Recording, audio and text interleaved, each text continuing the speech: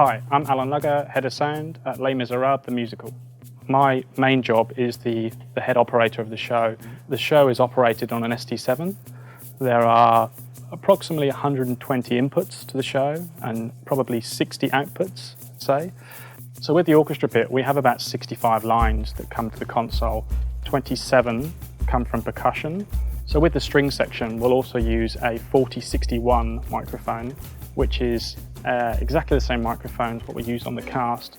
We'll use a bridge clip which sits on the instrument, and that'll be our close microphone for all our string instruments. 95% of our pit is mic'd with DPAs. We use 4011Cs and 4011As. Nothing submixed. We do all the submixing here and then break it down back into VCAs for us. But yeah, I mean, double miking everything in the pit gives us much more control.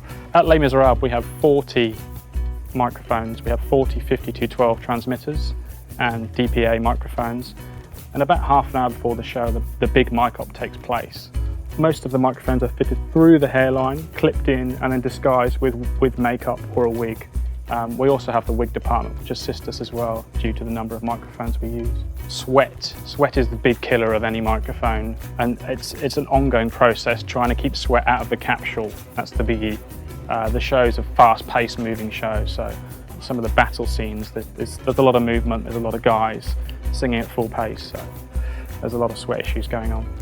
The show runs for 2 3/4 hours with a 15-minute interval. So Act 1 is an hour and a half, Act 2 is an hour, so it really is, it's intense. We get to an hour, and the most complicated part of our show is still to run for the last half an hour, so keeping your concentration is a biggie with this one, it really is. The thing with Les Mis is that scenes roll into scenes, segue, and the songs are actually the easier part of the show sometimes, believe it or not. The segues in and out of the numbers are the tricky parts, because orchestrally the score just keeps moving. So when you think that you get to the end of the song, actually it gets tougher again, and just finding the detail in the segues to keep things interesting. So it's really tough.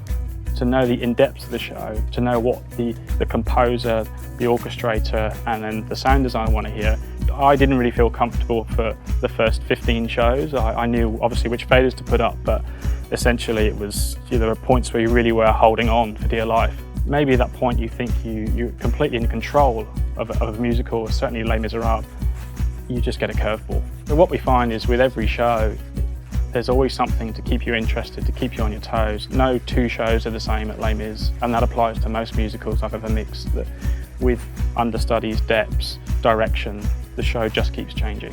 So the mix is really intense. There are points of the show where you can fade a throw for anything up to 5 to 8 minutes, snapping things in and out very quickly. In terms of its intensity, there's a point at the end of Act 1 which really, you don't stop throwing faders for probably 5 to 8 minutes. And orchestrally, it moves so far up and back that you really, really do have to lock into the show. It's really tough for anyone just to keep knocking out 8 shows a week, but realistically, it's a mental challenge, and you just have to really concentrate. For me to be connected with the show, to get the right VCAs up, to make the orchestra moves, it's also critical to be in tune with the show and eliminate all those phasing issues you can just having faders open. So for us, it's really important to get your head up and then know when 2 characters come together that you need to snap faders in and out at the right level, at the right time. I started off running radio mics on very small productions, and that gave me an opportunity to, probably within 3, 4, 5, 6 years, to mix some small theatre shows. Having the knowledge of radio mics gave me a great foundation as an operator and a chance to understand how shows work. I think it's really important to understand how radio mics work, and we have 40 of those, and for us it's critical for anyone.